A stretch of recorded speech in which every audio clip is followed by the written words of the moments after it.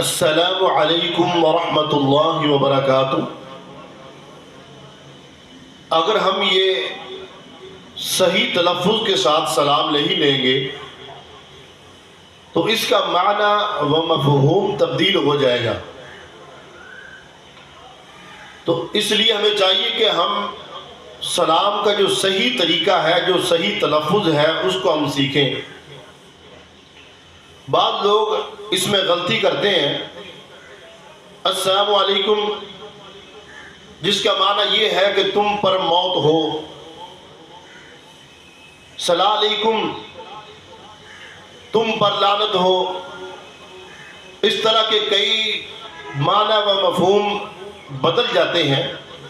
تو اس لیے ہمیں چاہیے کہ اس کا جو صحیح تلفظ ہے وہی ہم سلام لیتے ہوئے ادا کریں، تاکہ ہم کسی کو دعا دے رہے ہیں، بد دعا نہیں دے رہے۔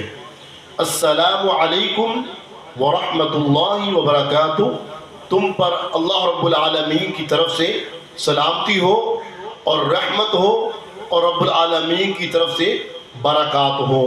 اللہ رب العالمین سے دعا ہے کہ اللہ ہمیں صحیح سلام لینے کا جو طریقہ ہے اس پر عمل کرنے کی توفیق عطا فرمائے۔